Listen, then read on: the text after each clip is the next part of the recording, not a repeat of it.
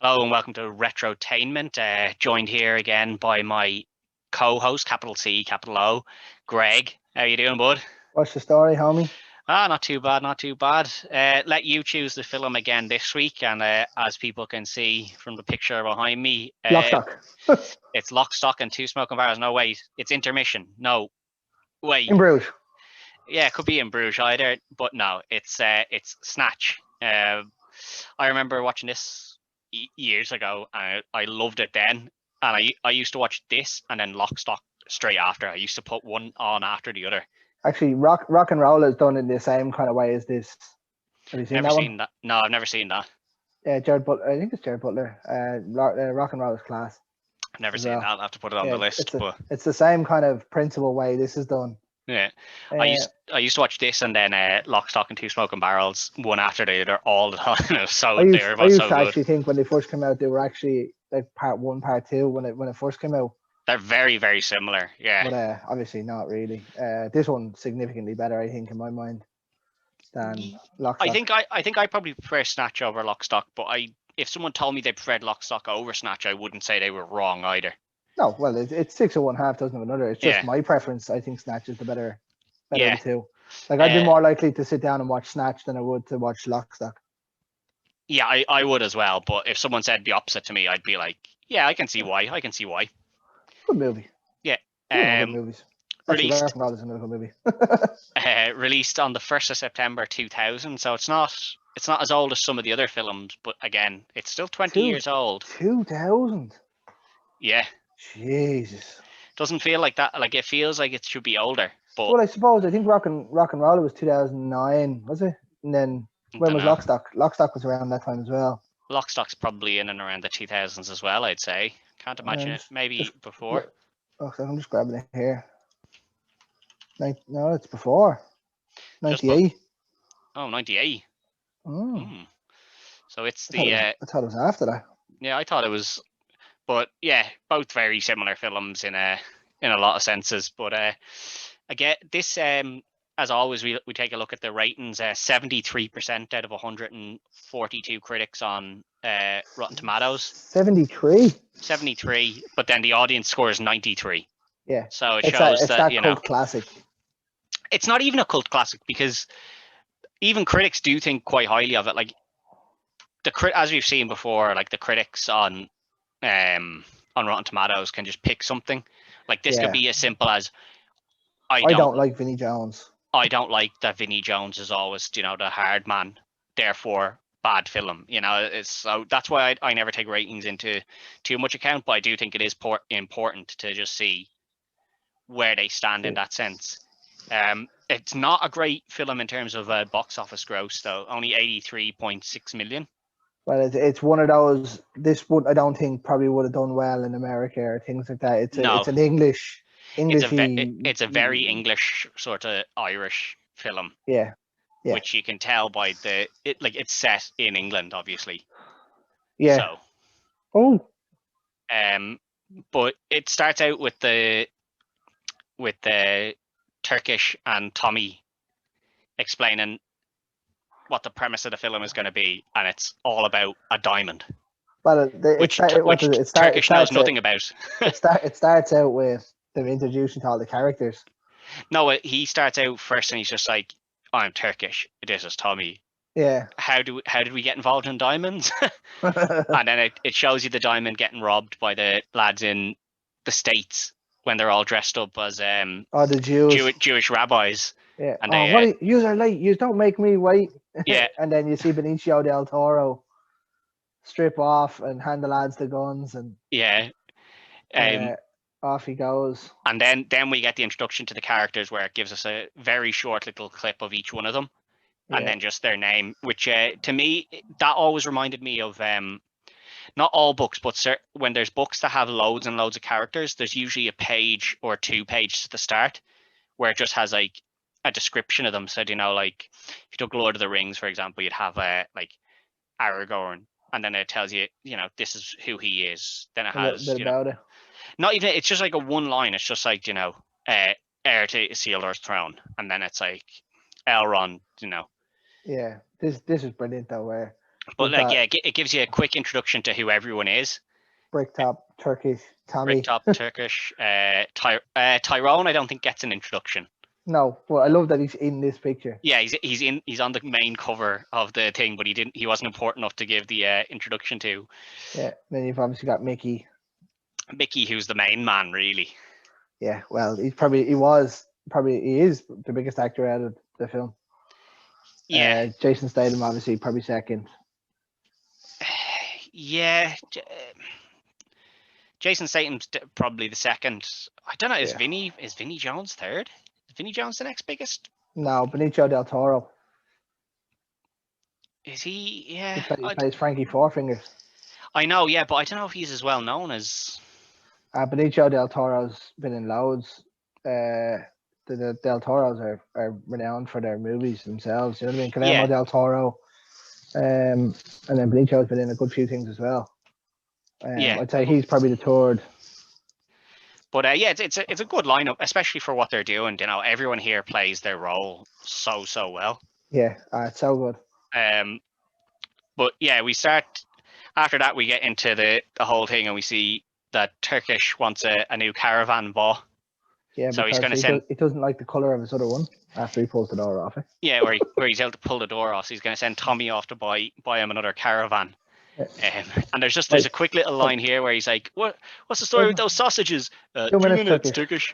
And then he asks him again a couple of minutes later. He's like, 5 minutes, Turkish. He's like, we need a better office. And he's like, what's wrong with this one? I don't like the color. Pulls the door off.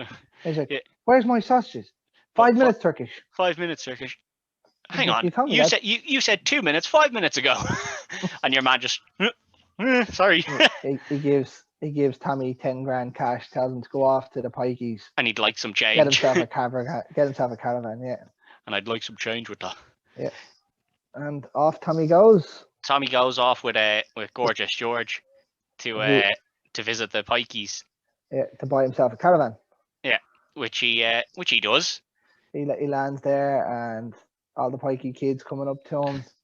I think they did a great job with the voices on the Pikeys and how they explain it. They're great at doing deals, the Pikeys, mainly because no one can understand that fucking word they're saying. The thing is, I can understand them all perfectly. Yeah. I don't know what that says about me, but I can understand them all perfectly. The one that you can't really understand is, Brad Pitt. He's the lad that's always beside him in the tracksuit, the Adidas tracksuit. I can understand him as well, though. That's the thing. He doesn't say a whole lot. He doesn't say that much, but I can understand him, which I don't know what that says about me, the fact that I can understand them all that well. But like everything they say, I'm like, yeah, I got that.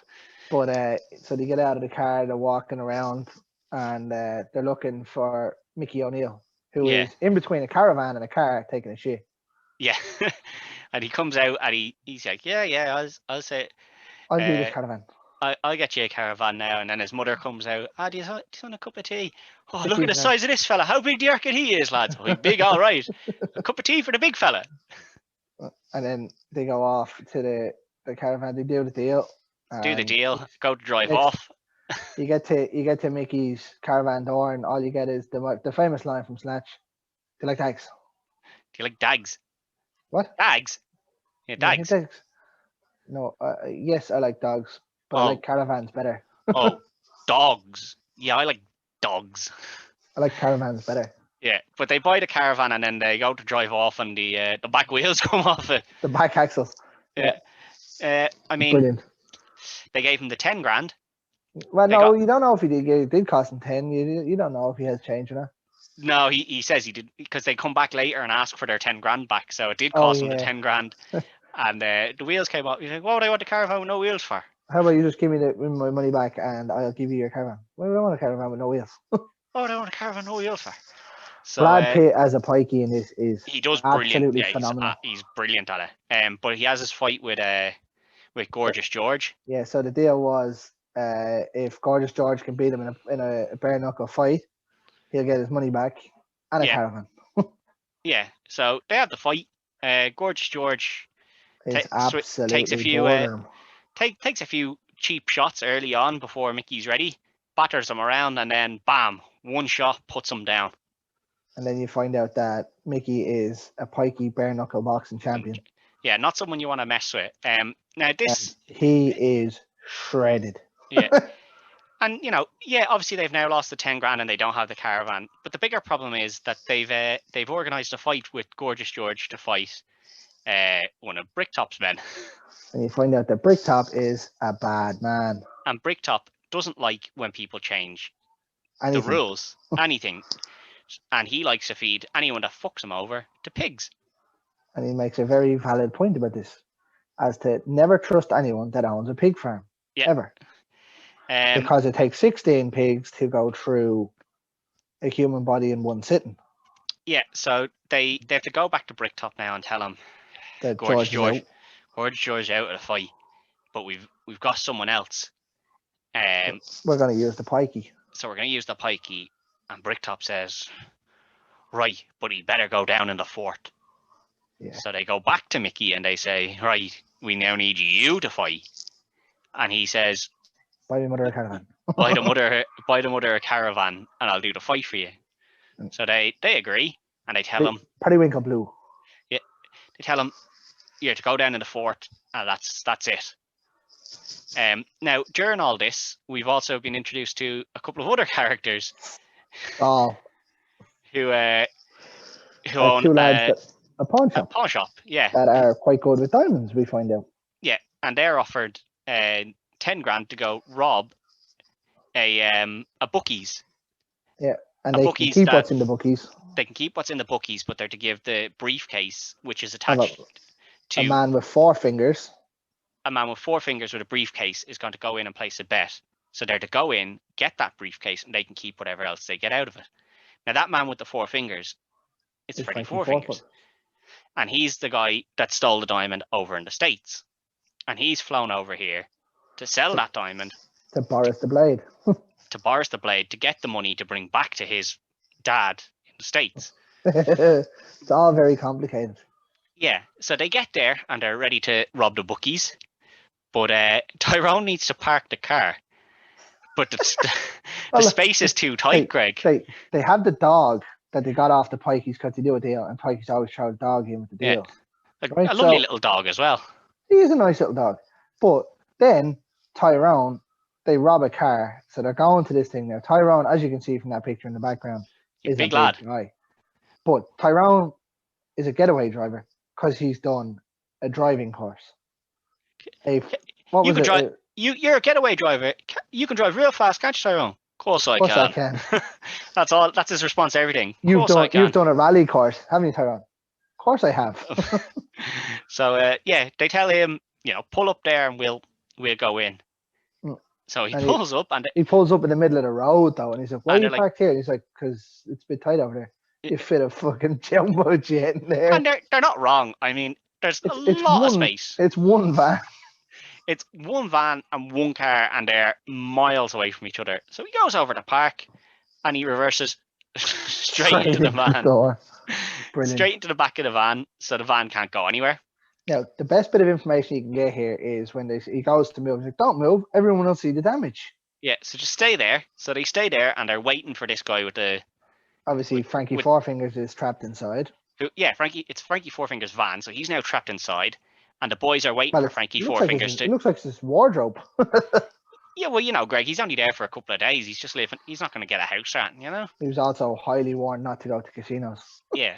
So they've trapped him in a van, and they're waiting for him to show up so that they can steal his briefcase. And they see some other guy with a briefcase go in. So has he got 4 fingers? I don't know. I didn't get time to get the binoculars out. So they go in anyway, and they go to rob it. And your one behind the counter goes, "Do you know who this bookies belongs to?" And they're like, "I don't fucking care." Yeah. He has this big, massive shotgun. Yeah, and all you hear is "all bets are off." Yeah, so she tells them, "We have no money." She says, "We have no money," and they realise that your man that went in with a briefcase has 5 fingers. And they tell him, "You have 5 fingers." And he's, "Yeah." And then in this, when they go to rob it, Saul gets trapped in the security shutters. Yeah, but they eventually realise that. Coin. Yeah, they get a bag of coin and they go to leave, but they're locked in. And it's a security door. So your man tries to shoot it with his pistol, and Shoots the bag of coins. it rebounds off the door, and they're now on the floor, and they take their masks off. Now, why would they take their masks off? Like, you're still there. Yeah, and then they're right in front of the camera. Yeah, and then they're like, well, we're caught now, so we may as well just sit here. And Tyrone just comes in and opens the door. What's going on here, lads? So they get up, run out, and they go to drive off, which allows Frankie Four Fingers to get out. And Tyrone. And to be fair to Tyrone, on the brake. Yeah, now to be fair to Tyrone, he notices it, and he moves pretty quick. Then Yeah, he gets just out of the hams car, on the brake. clocks your man on the back of the head, throws him into the car, and he goes, "Got a briefcase and 4 fingers." Yeah, why are you bringing this man, Tyrone? So got 4 fingers in a briefcase. Yeah, he so sounds like the right guy. they've now got the big diamond. They don't know that yet, though. They don't know yet, but they haven't got any money. So they were promised they could have whatever was in the bookies, as long as they delivered what was in that briefcase. So they've got nothing. Boris. So they've got nothing, and they've got this guy with the briefcase. So they obviously, they're crooks. So they're going to check what's in the briefcase. So they check, and they see this huge diamond. 84 carat. Yeah, and then they ring Boris, and Boris comes down, and they're like, there was no cash. So he's like, well, here's the 10 grand. I'm pretty sure they offered him 50 grand, though. I can't remember, but he's going to give them 10 grand. There you go, 10 grand. And they went, no, we want half of this, and show him the diamond. And Boris says, well, that's not the deal.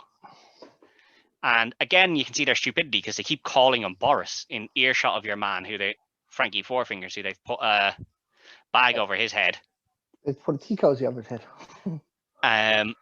So Boris obviously realizes, He's been caught now. No, the boys are going to try and screw me over. So he just shoots Frankie in the head, shoots him in the head, comes in, and he goes, right, give me the diamond. And they're like, it's in the briefcase. We'll go over and get it out of the briefcase. And the only person who needed the combination, you just shot in the head. Yeah. So, which is now leaving one option. Now, the part about this I don't understand. So you see Boris come over to him. He's lying on the ground. He carefully moves his leg out of the way. Yeah. Sits down and has a meat cleaver in his belt attached to his belt. So he takes his arm off, wraps it up in a piece of fucking newspaper like an old bag of fish and chips. Yeah. But what I don't understand is, why did he not just hack open the briefcase? Well, first of all, because one, why doesn't he hack open the briefcase? And two, why does he bring the arm with him? Yeah, why doesn't he just chop the hand off? If you just chop the hand off, then you can just take just the briefcase, which would be way easier to transport. But I don't know. He decides to take the arm, and off he goes with the diamond, and the lads are left with 10 grand and a body.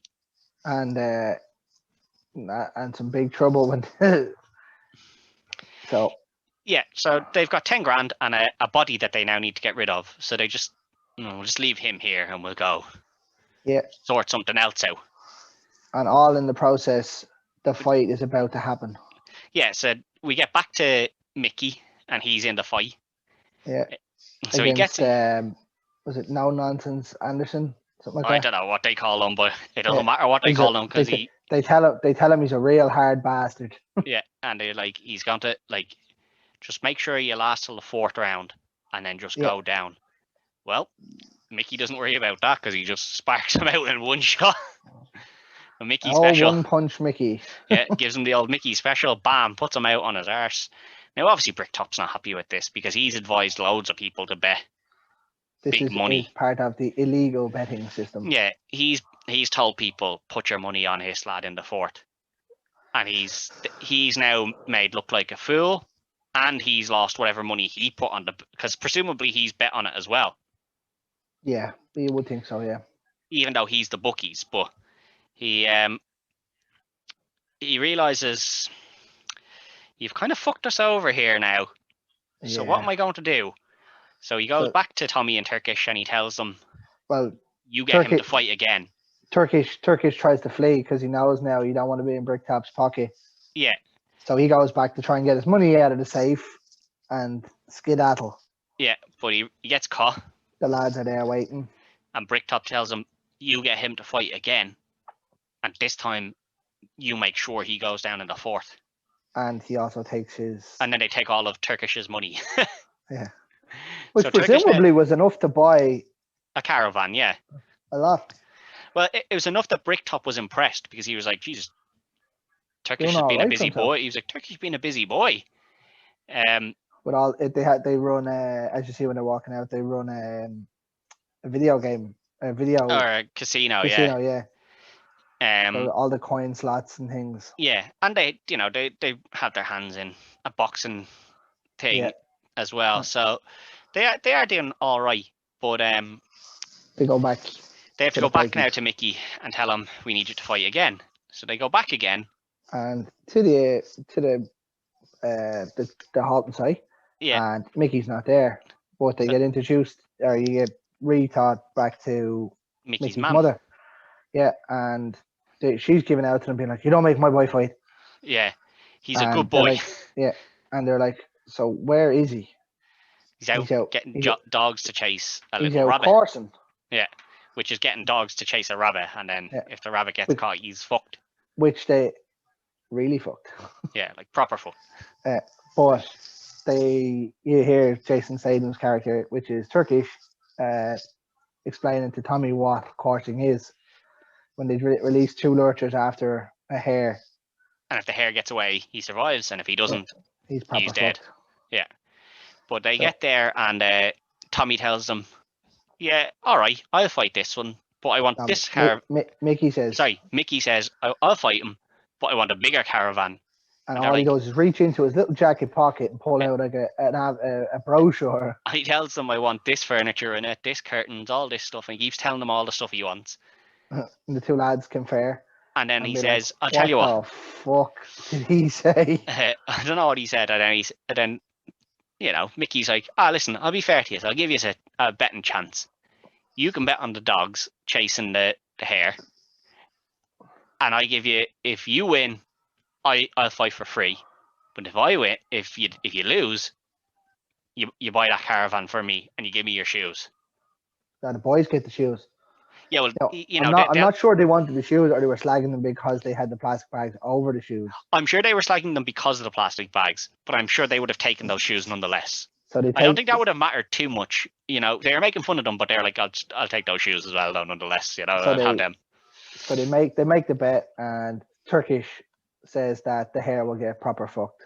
Yeah, and Turkish tells Tommy, he's like, well, he doesn't say it to Tommy, he says it in his head. He's like, "You should never bet with a pikey, but at the same time, don't really have a choice here. Yeah, can't afford the caravan because all the savings are gone. All my money's gone, so I just have to hope for the best." And obviously, he loses the bet again. The dogs do get to that hare though at one stage, and the hare still somehow gets away. Yeah, it manages to wriggle free. So now he has to buy a new caravan for Mickey, and for him to do the fight, which he can't because he can't do. So he has to go back to He has to go back to Bricktop and explain this to Bricktop, and Bricktop says, "Oh, that's not my fucking problem. You get him to fight, or you're dead," essentially. And then we see Bricktop in the gym, and there's 2 fellas standing there, and he turns around to one of them, and he pretty much tells him that he's going to kill him because he's too much of a lick arse or whatever. Well, that actually happens really early in the film. That's like when we're first. That part. No, that happens the first time we're ever introduced to Bricktop. That's really early in the film that he. I thought it was there. No, because that's before the first fight. Oh yeah. It's that lad that they decide that's in the ring that does the fight. No, Bricktop basically tells him, "Now listen, you fucking get him there, or you're a dead man." And all the while, Bricktop has also found out who robbed his bookies, because they've found Tyrone. They've identified Tyrone. Errol, his right-hand man, is watching the video. He's like, "I don't know who these 2 are." And then Tyrone, "You silly fat bastard." So they find Tyrone, and they basically torture him until he gives up the 2 boys. And then Bricktop goes to visit. You see him coming out of a garage. Yeah. And he has something in his hand, and the car pulls up, and he fucking legs it. Now, they did say in this movie Tyrone can move when he needs to. Yeah, but they catch him, and they torture him by putting him in there with 2 rabid dogs on chains and let them basically bite at his ankles and stuff. Well, pretty much saying the dogs were going to kill him. Yeah, like these are eventually going to kill you and eat you. So he gives them up, and Bricktop goes to visit the two boys in the pawn shop.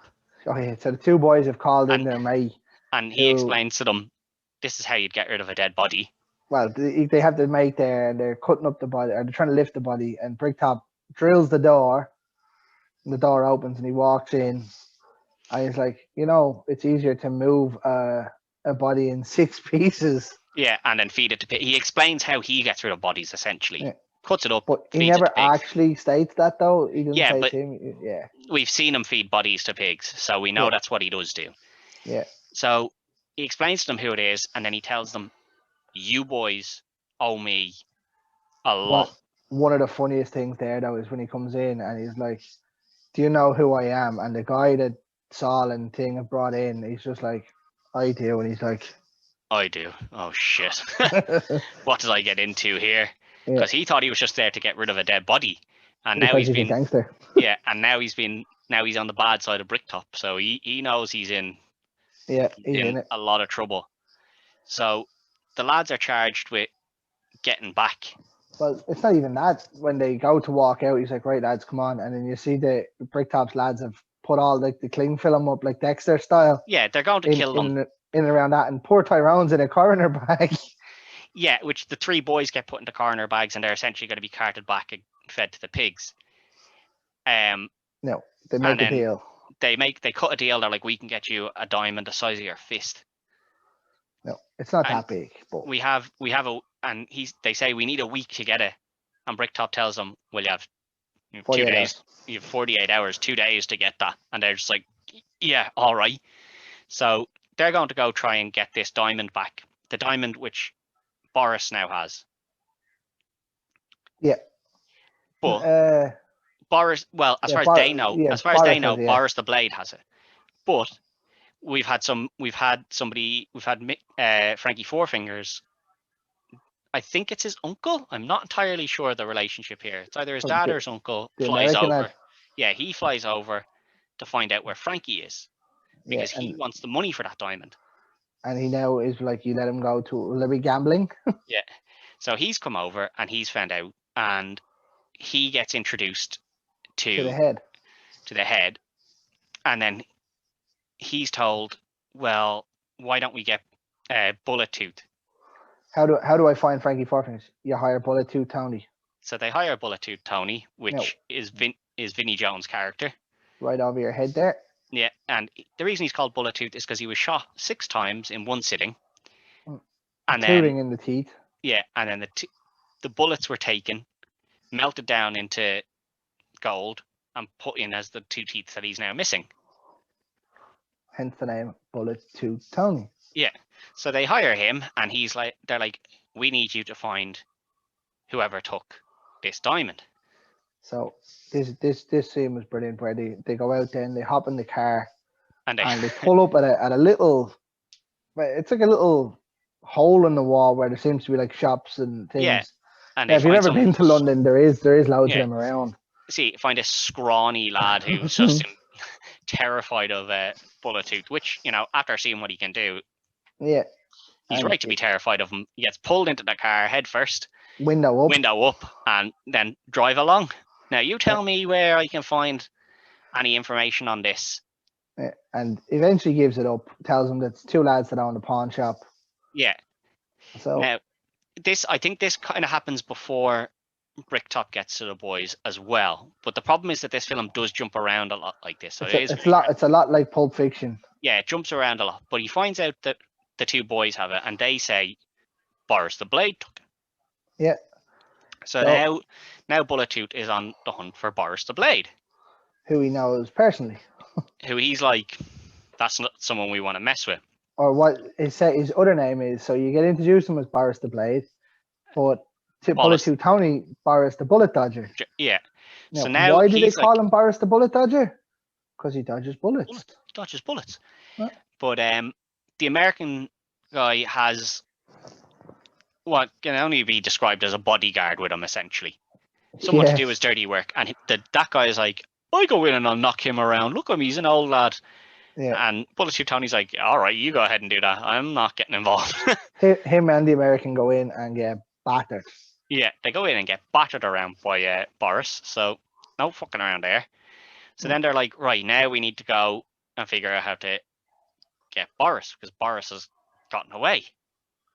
So they go off again. Off again to find Boris. Now, everyone's on the hunt for poor old Boris. Yeah, so everyone is on. Well, Well, Saul and the other Vincent. guy are. Saul and Vincent are on the hunt for Boris. Bullet 2 Tony is on the hunt for Boris. Mickey. Yeah, technically, Mickey, Bullet 2. Turkish and Tommy are still trying to convince Mickey to do the fight so that they don't owe Bricktop any more money. And which basically, you don't want to be in his pocket. Yeah, which is the same as Vincent and Saul. They also don't want to be, and Tyrone, I suppose, don't want to be killed by Bricktop. As you do, you don't really want to be killed. That's probably not good for you. Yeah, so far everyone's kind of chasing everyone, and everyone's screwing everyone over. But the main part of this is when Turkish was telling Bricktop that the fight has to be changed, or that they can't get Mickey to do it without buying the caravan. Bricktop has sent Errol to do a bit of work. Yeah, he says, make sure that those lads realise we're not fucking around. That those lads being Tommy and Turkish. So he goes and he smashes up their casino. No, I'll tell you what. And they have Turkish pinned to the ground. Turkish picks up a bat and hits someone right across the jaw. With but then they have him pinned to the ground. And Tommy comes in to save him with the gun that we know doesn't work, but obviously the boys don't know. Well, Errol has an idea because he was not stepping back. Yeah, but then Tommy says, you just think I won't pull the trigger. And he's like, oh, maybe he will. So he backs down and Turkish and Tommy escape out. Yeah, and then we get... And then we see that Mickey's mom's caravan gets burned down with her inside it. Yeah, that was the darkest scene in it where Jason Statham's like, so it turns out that Bricktop had his own way of making Mickey fight. Yeah, so he burned his mom's caravan down while she was sleeping inside. Yeah, so now we see that Bricktop has screwed over Mickey as well, which is just not something you do. You don't screw over Pikeys. You don't fuck with pikeys, like they're their own thing. You just don't want to fuck with them, So then we get to the lads. Now you can only imagine it's either that day or the next day, because the rubble of it's in bits. The caravan is still there, and they go up and ask Mickey, and he's like, "Did you?" He was like, "I'm sorry, Mickey," and they were like, "Did you do it?" He's like, "No," and he's like, "Well, they don't respond. They don't respond." But Mickey takes that as we didn't do it, and he says, "Then what are you saying sorry for?" Yeah. And he now knows he needs to fight in it, and they say to him like, "Just go down in the fort, or this is going this is bad, but it's going to get worse if you don't go down in the fort." And then that's it. We're left with that, and Mickey's going to go and have the funeral for his mother, and we see he gets absolutely plastered. Yeah.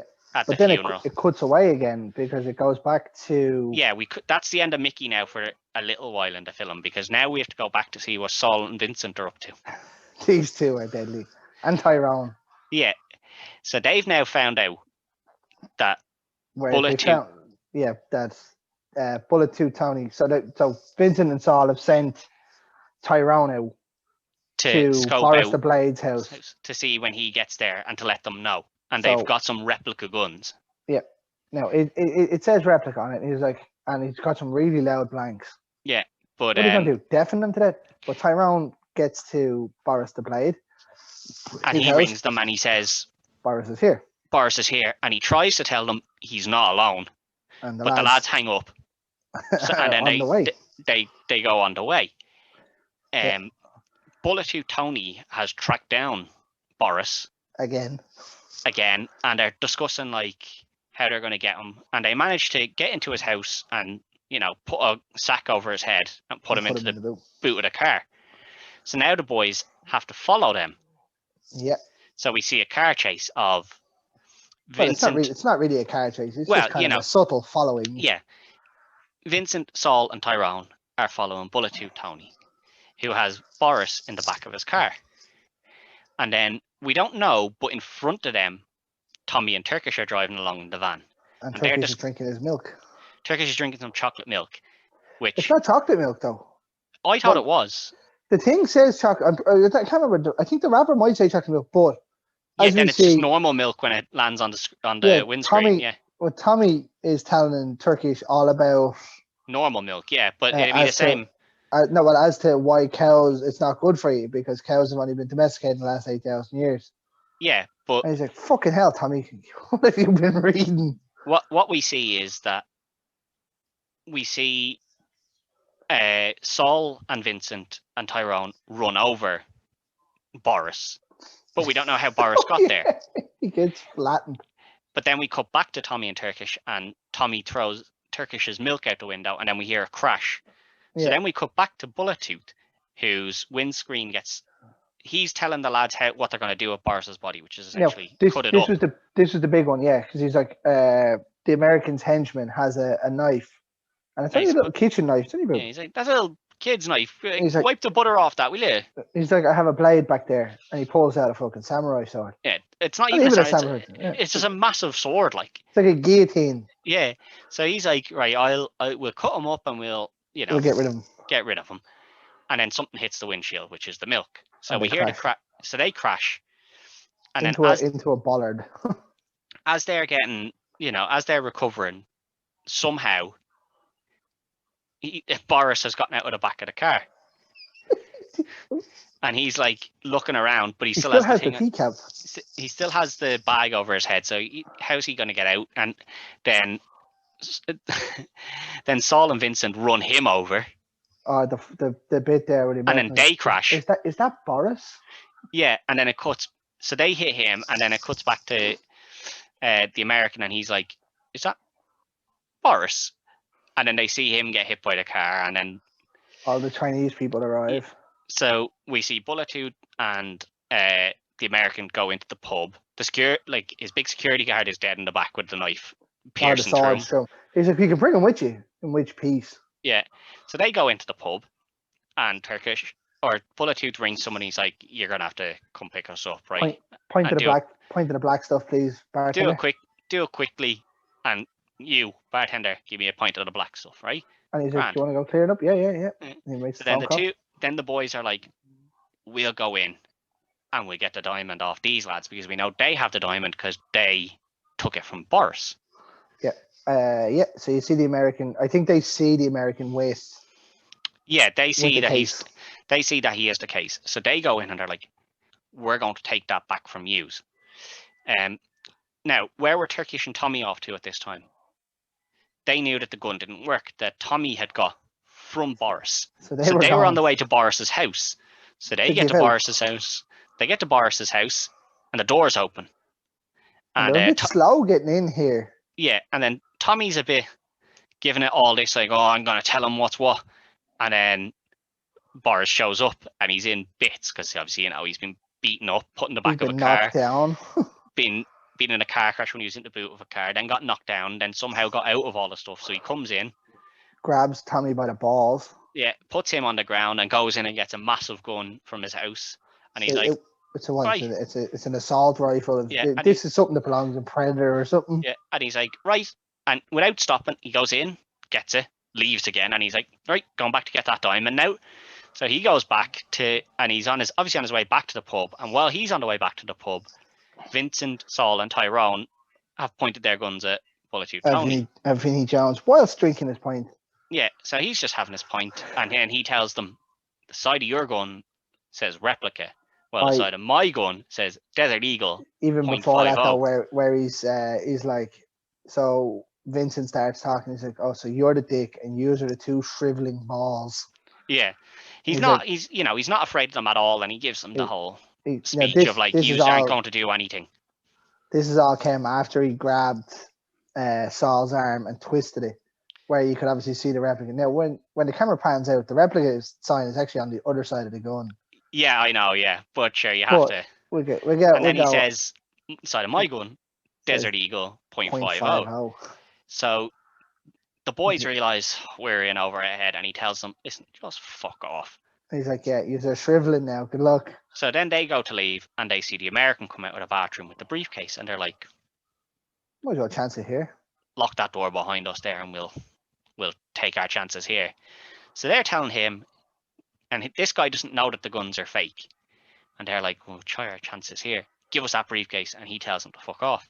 Then the fire exit door opens, and in strolls Boris, and he's like, then he tells him to fuck off. So we've got a big assault rifle. We've got a big Mexican showdown here, essentially. All the boys pointing guns at each other. And Bullet Tooth hears this, and he tells them, tie your shoelaces. Pull up your socks, isn't it? Pull up your socks. So he dies down. 3 of the 5 people hit the deck. Yeah. And he fires the Desert Eagle through the wall in a line. Hitting Boris. He hits Boris, and he hits Tyrone. Yeah. And then he goes in, and the 2 boys, by the time he gets the door open, the lads have gone with the lads diamond. have taken the briefcase and they've run off. Yeah. So he goes in and he's like, "Where's the briefcase?" And it's gone. What do you mean it's gone? For fuck's... And then Boris starts giving it loads, so he pumps a few shots into him. Goes back to Tyrone to ask him where it is. Boris starts mouthing off again, so he puts a few more into him. Fuck's sake, Boris. And then he goes to ask Tyrone another question. Boris speaks again, so he puts another one in him. Now this one he aims, so you can tell he's obviously aiming at his head. Yeah, so he puts the final one into Boris, the bullet dodger here. Doesn't dodge that one anyway. Well, he might. You don't know. Well, we don't hear from him again, so I'm going to assume he didn't. Yeah. And then he turns to Tyrone and he goes, fuck it. Points the gun at him, pulls the trigger. You clip's empty. Bastard. You lucky bastard. So off he goes. He's like, right, go get that briefcase now. And after this, the American lad has just realised this is a bit too much. No, because they go to the pawn shop where they have the diamond. Remember? And he's sitting there. Oh, sorry, yes. So they go back. They realise the 2 boys have got this. So he goes back with Bullet Who Tony to the pawn shop. And the 2 lads have it. The 2 lads. Well, he knows the 2 lads have it, but he doesn't know where. Yeah. So they go they to say him, and he's like, "The dog's ate you." Oh, he left it on the counter. The dog must have ate it. Okay. The American turns to Tony and was like, "Look in the dog." And he's like, "What do you mean, look in the dog? He's not a tin of baked beans." Which I like, because it shows that, even Bullet Tooth Tony has. Even Bullet Tooth Tony, didn't want to hurt that dog, which is good. So they're trying to catch the dog because they're like, "Oh, we need to." The dog's eating a diamond, and eventually Saul coughs it up. Saul is just like, "I don't want the dog getting hurt," and he's like, "I have it," and it's down his jocks. Yeah, poked right in under that ball sack where you put an 84-carat diamond. Yeah, so he hands over the diamond. Yeah. But then the dog goes off on one. Dog goes off on one and does eat the diamond. Yeah, and then they're trying to do everything, and there's a couple of gunshots around. Then, while the dog eats the diamond, Bullet Who Tony drops his gun. Yeah. Trying to catch the dog. Yeah, the American guy takes the gun and just starts firing shots randomly to try and hit the dog. And then he's like, "Right, come on, Tony, let's go." And Tony doesn't come. Tony doesn't respond. He doesn't follow. And the American just goes, "Oh, forget that diamond." You can only imagine he walks in, looks, sees he shot Tony a couple of times and was he's like, nah, this is too much for me. I'm off. So he decides he's off. Back to the States. Now, when he first flies over, they're not going to show him on the plane. So it's just gets in, takes a sleeping pill, obviously. Well, no, you do see that, don't you? You see him take. You see him take the pill, wash it down, get on the he's obviously on the plane, and then he lands. Now the thing is that it takes like 16 hours to fly to the States, so he's obviously he was there within about 8 minutes. Yeah, it takes him no time at all to get over, and it takes him no time at all to get back to the States. And then anything to declare, don't go to London. Yeah, don't go to London. So now we've lost 2 of the big hitters in this. We've lost 3. Boris is gone. Tony's gone. The American's gone. No, well, the American's not dead yet. He's still he's just not in England anymore. But we've two of the big hitters are dead now. Yeah. So poor old bullet tooth. we go back to Tommy and Turkish, who are like, we better go wake Mickey up for this fight now because he's plastered from the night before. So they go and wake him up. Which was his mother's wake or funeral. Yeah, the funeral. Yeah. So they go and wake him up and they bring him and they're like, now fucking go down on the fort. Don't. What is it? I need a drink. Yeah. So they give him a drink. Then he falls back asleep. Then they wake him up and go, need a shy. They bring him to the boxing match and they say to him like, now listen, just fucking don't fuck us over, you know, just go down to the fort. Just survive. So they get in and straight away Mickey hits him and they're like, oh, he's done it again. It pans around to everybody. And everyone's like, I can't believe he's done it again. But he hasn't. He obviously hasn't hit him. He hasn't hit him full strength here. And he hits him a few more. So he's making it look convincing in the first round. And he's about to beat him in the first round, and the bell rings. And they're like, the fucking bell saved us. And they're like, Mickey, you fucking stop fucking us around now. Just last till the fourth, will you? He doesn't do much in the second. He gets boxed around. He gets battered around in the second and in the third. And they're just like, you know, you have to make it look convincing. Yeah, so he goes out to the fourth. You're dancing around like a fairy. Yeah, so it goes out to the fourth. And in this time, we've seen that Bricktop has done something to make sure that Mickey doesn't fuck him over again by saying to them, basically telling Mickey, if you fuck me over, I've got a load of lads outside your caravans and they are going to kill every single one of your family. Yeah, he's kind of, how does it feel to try and put out the born-in caravan on your children's back or something? Yeah, so it'll be the children's backs this time. So now Mickey knows who's fucked him over, even though he probably had a decent idea about who it was. Yeah, well, I'm pretty sure the lads probably would have told him anyway. Yeah. Now he gets knocked to his arse in the fourth, and you think this is it, and it pans back to Turkish, and he's just like, you know, all he has to do is stay on the ground.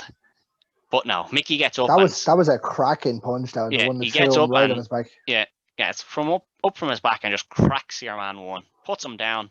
Out cold. That's the fight over, and him and the two boys rush out. Now Tommy and Turkish are just like, we're dead. And then we see Bricktop come out, knock on the window, give me the shooter, and then we pan back to we hear when he's on the phone, there's a gunshot, and then we pan back to the caravan site and we see that all the pikeys have hidden in the bushes and they're not in the vans at all.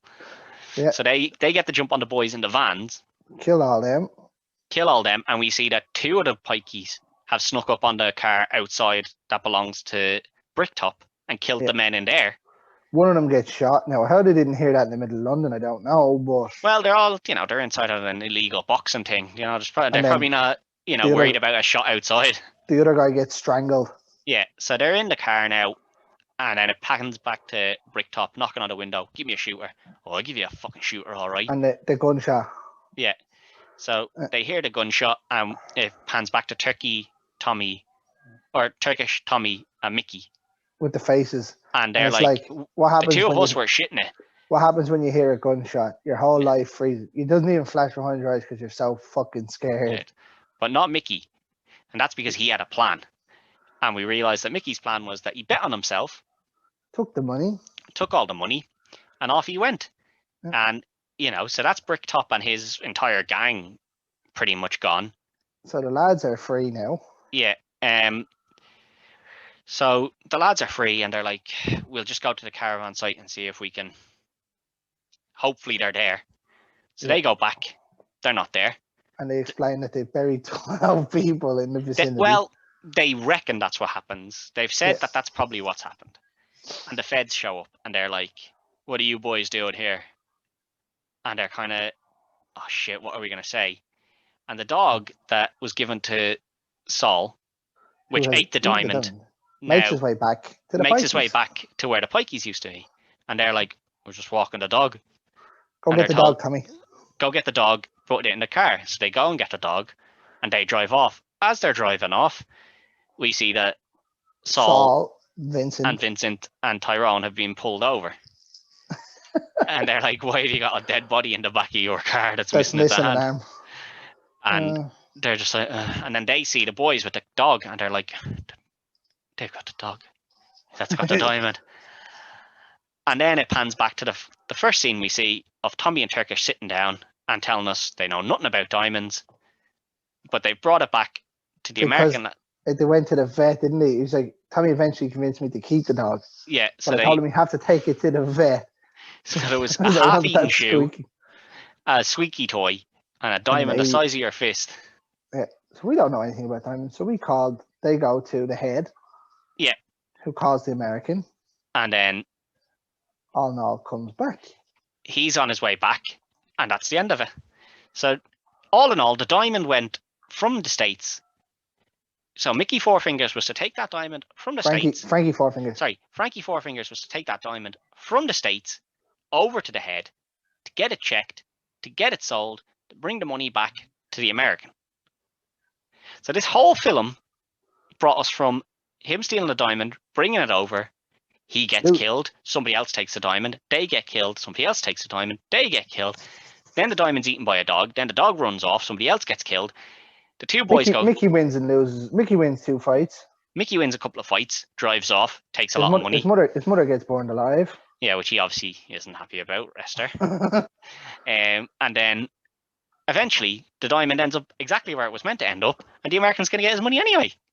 So the diamond, yeah. All in all, it worked out for him, even though, his time in London didn't go too well for him. And Tommy and Turkish, it all worked out for them. The rest of the characters, not so much. Well, Mickey, it worked out for Mickey as well. We don't know that. We don't know where he went. Yeah, but he took all that money because he bet on himself. So yeah, it's also true.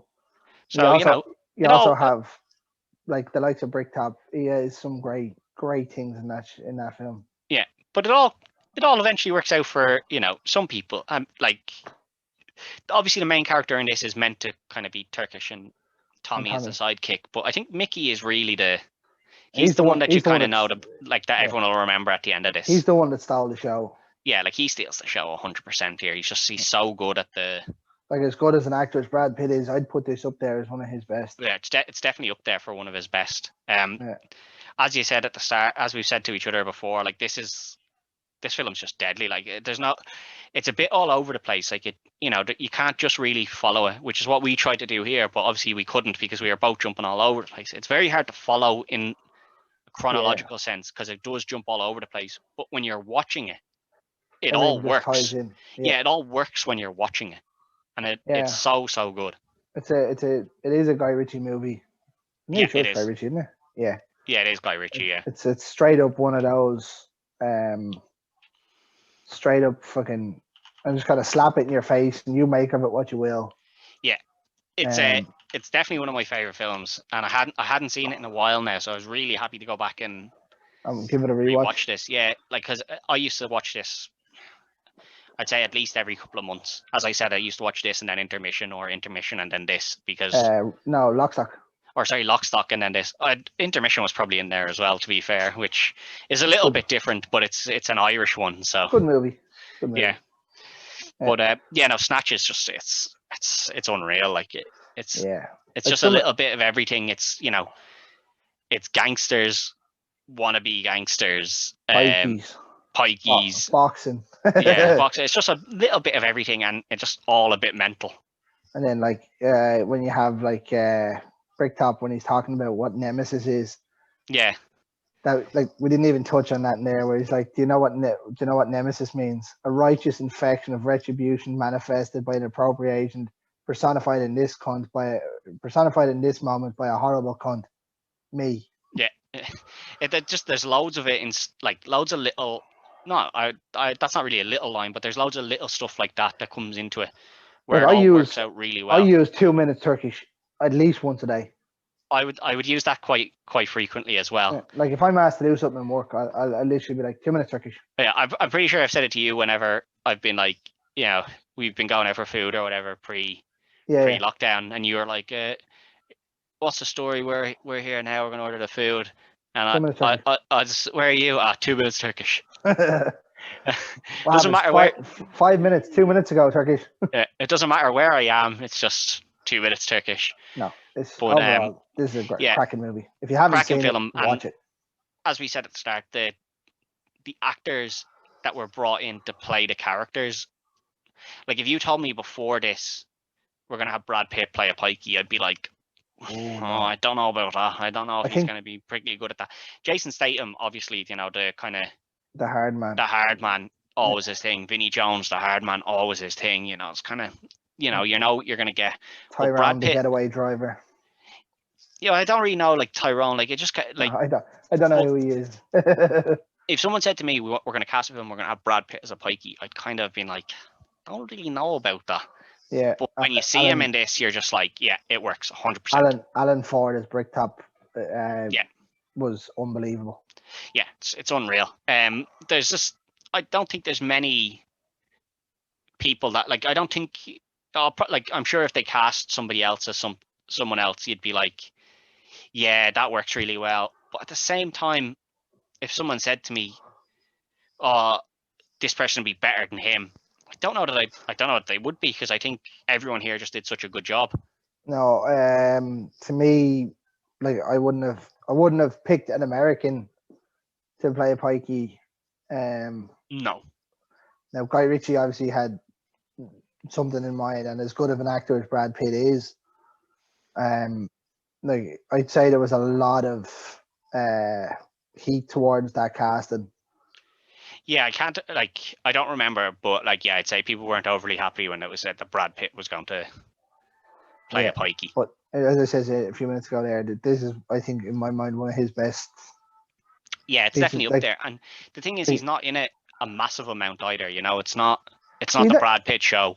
Then again, you don't have to be, when you look at movies, you don't have to be in it a lot to make things happen. Like, look at Anthony Hopkins in Silence of the Lambs. Yeah, I think he's only in it for 7 minutes, and he won an Oscar.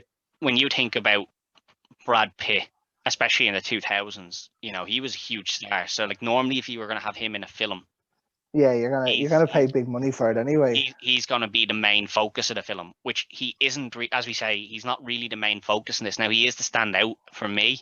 I think he's the best of the bunch, but he's he's not the main focus of the film either. No, everyone. I think anyone you talk to in this will probably have a different favorite character in it. Yeah, like everyone sympathizes with different people. Like, yeah, it's not even sympathy. I think it's just that he plays the character so well. Like, not even sympathy. I didn't mean like sympathy wise. I meant they connect with a different character. Yeah, but yeah, absolutely another cracking choice, Greg. That's 3 for 3 now. I think on the choices. Can't wait to go on a losing streak. Yeah, well, you know, you'll eventually have to pick a dud, I suppose. But for this week, that's everything. So thank you all and good luck. Yeah, after. Well, it's time for that part of the show that you all love, the advertisements for our sponsors. I know. None of us really like listening to these, but the truth is that we wouldn't be able to bring you this content without them. So let's just get down to it. First off, Wrestling Mania, the top floor of Stephen's Green Shopping Centre. Really good shop for all of your wrestling needs, whether that's DVDs, title belts, pop figurines, other collectibles, t-shirts, and if you like boxing and MMA, he has stuff there for you too. If he doesn't have something that you want, you can ask him. He'll order it in. No problems. Really nice guy, the owner of this shop. So get on down to Wrestling Mania on the top floor of Stephen's Green Shopping Centre. Oh, what's that? A pandemic? Well, that doesn't mean he's closed. Catch him on Facebook. Just send him a message. He'll sort you out. No problems asked. And our other sponsor, Peter Hart Graphics. Now, this guy has done most of, if not all of the graphics for the Dynamo's podcast network. Really good stuff, guys. Seriously, this is top quality stuff, and he doesn't charge a bomb for it, which is the greatest part. If you need any sort of graphic designed, it's Peter Hart Graphics at gmail.com. That's Peter, P-E-T-E-R, Hart, H-A-R-T-E, graphics, G-R-A-P-H-I-C-S at gmail.com. This guy is the easiest person I've ever worked with when it comes to making a graphic. You give him your ideas, he'll come back with something similar to what you wanted, and then if it might be exactly what you want, and if it's not, he is so open to criticism and tweaks, and he'll be back to you as soon as you give him what you want updated on that. This is easy stuff to get done. But actually, if you tried to do it yourself, you'd realize just how difficult it is to make it look smooth and clean. Not a problem with Peter Hart Graphics. Check out his stuff on his Facebook page, Peter Hart Graphics.